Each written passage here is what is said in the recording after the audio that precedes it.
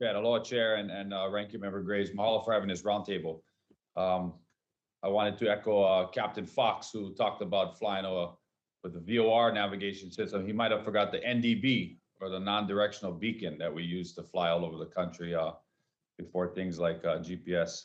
But the previous member's question and dialogue lead perfectly into what I was going to talk about, which is that $1.5 billion request for ATC modernization equipage fund. I mean, I have some concerns with that, only because I'd like to know more about where that money would be spent. I mean, in the testimony, you talked about regional airlines as being some of the most challenged in and mixed equipage in equipping those that regional fleet with the new technology. My understanding is the regional fleet is also an aging regional fleet, and that the regional fleet will be replaced in the next few years with more modern regional equipment. And so, you know, is this something that Congress should look at appropriating over $1 billion in equipment that and into aircraft that potentially will be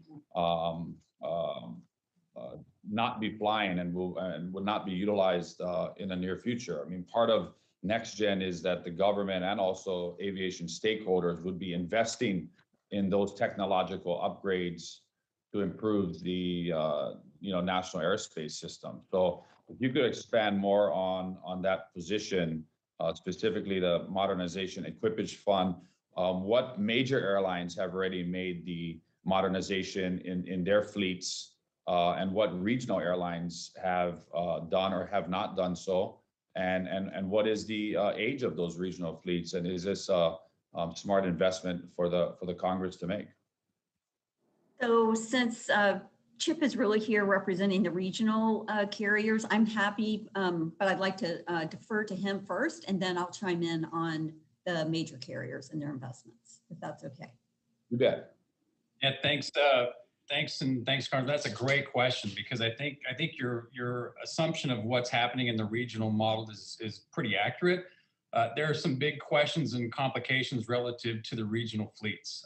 There's no doubt that, like, I would say that we're the largest regional carrier in the world.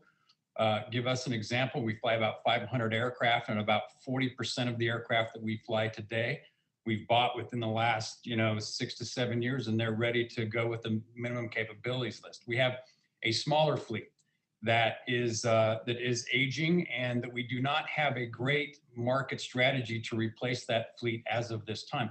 We would love to do a fleet replacement with new aircraft that come out with all the all the technology related to the MCL and everything that we're talking about. The problem is that we have some market forces relative to some of the manufacturers. I don't want to get too complicated into some of the commercial side of this, but to answer your question, it's very uncertain about how long we can actually, assume that we're going to replace this fleet. We don't have the right manufacturers in place to replace the fleet. So we're assuming that we're going to be flying this fleet for, a fairly long amount of time. And this is a fleet that would need a relatively expensive retrofit of some of the technologies in order to get to the minimum capabilities list, to make sure that we get, to that big, wide-ranging amount of the fleet throughout the United States that's flown that way. So from our perspective, I think that it's a very good source of funds. We're the biggest regional carrier. Most regional carriers are a lot smaller than we are.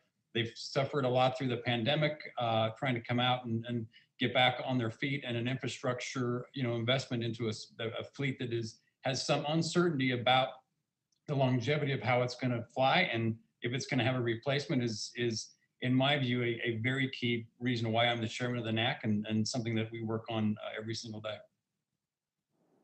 Thank you. I had one more question. I don't know if Sharon, you wanted to add in the majors?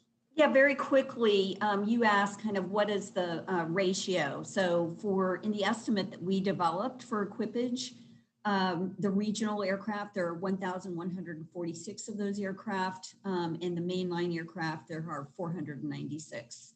And I like Chip, agree, this is a good question. And certainly Chairman DeFazio's bill has a cash for clunkers provision in it. I would note that during from 2017 to 2020, carriers took delivery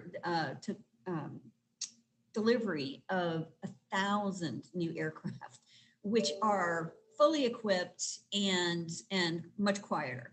And they also in 2020 announced immediate retirement of about 300 planes, and then announced another 300 that would be retired over the next 3 years. So I do think that process is ongoing, but I still think there's this last mile of equipage that the IG has identified, where we firmly believe, it's kind of a chicken and an egg, which comes first, the equipage or the benefits. And quite frankly, we need a chicken because we just haven't seen the benefits. Okay, thank you. And one more question I have. Thank you, Chair. And it's not specific to next gen, but it has to do with the efficiency of flying our U.S. Routes over the country. And I'm wondering if the FAA or the Department of Transportation can answer this. In addition to next gen, which is really relying on space-based technology and more enhanced precision approaches and parallel runway operations, safer conditions for ATC to operate into highly congested airports. Are we also coordinating, or is there any conversations happening with the Department of Defense in terms of the nation's airspace and military use airspace? And as you well know, the military airspace covers a lot of the country. Oftentimes, it's not being utilized, or it's not hot versus cold. The military likes to make airspace hot all the time, but it causes aircraft routes to be diverted and not the most efficient flight paths over the country. Is there coordination with the Department of Defense in terms of reevaluating the nation's airspace and our military operating areas that we have over the country? Ms. Bristol, if you could answer that quickly. Thank you. I can do that, Chair. Yes, Congressman. Actually, we're working very closely, my office, with Wayne Schatz, who is in charge of the PBFA, Policy Board for the FAA from DOD. We are talking about many of those things, but we're working very closely on military operating areas and working to identify how much airspace is really needed. What are our procedures for approving yearly exercises? How much airspace do they need? And can we more actively reallocate that? So I would say yes, yes, and yes. Thank you very much. Thank you, You're Chair. welcome.